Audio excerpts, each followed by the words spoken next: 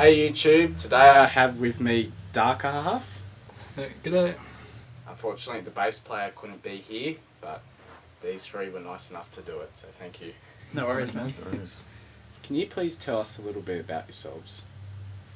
The band's been going, how long have we been going for? 10, 12 years? Yeah, about 10 to 12 years with various different lineups over the time. Done 4 releases now. So 5. 2 EPs, 3 albums. 2 EPs and 3 albums, that's right, yeah. 5 releases. You just went in the band for the first EP. Yeah, that doesn't count, I wasn't in the band.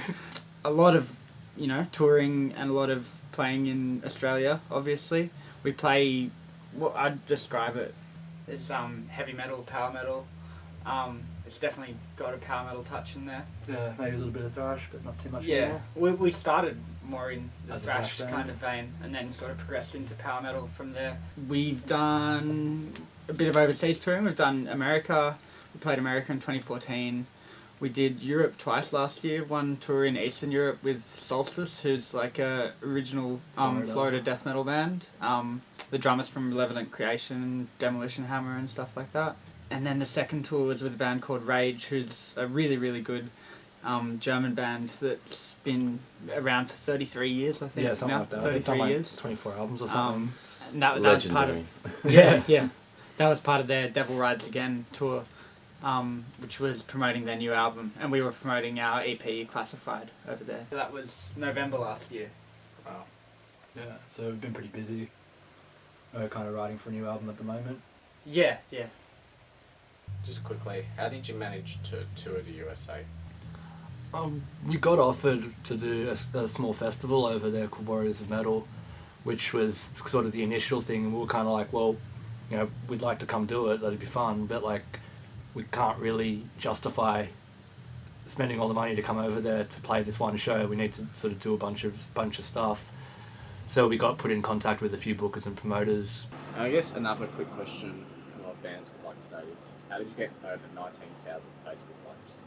We used the advertising features and stuff like that. We pushed our stuff.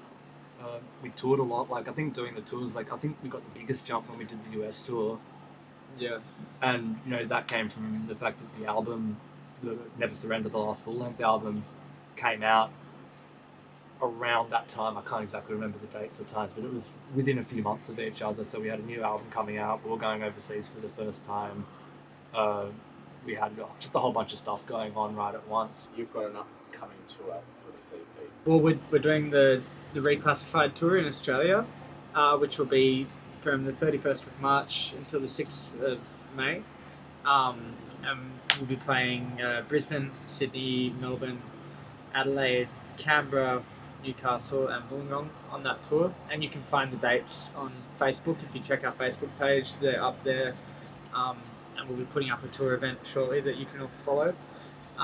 You can get merchandise from our website, darkerhalf.com, www.darkerhalf.com, which has t-shirts, CDs, all that good stuff. You can also get all the music digitally through like iTunes and Spotify and all those sort of places. Or can't get it from Spotify, but you can listen to it. Listen to it on Spotify, then buy the download on iTunes. And then because because you're a real fan, get a CD. I think also that bands need to make more of an effort to go to the small towns in Australia. I think they're lacking in music, and the reason that when bands go there they might be a little bit not as happy with the turnout is because not enough bands go there.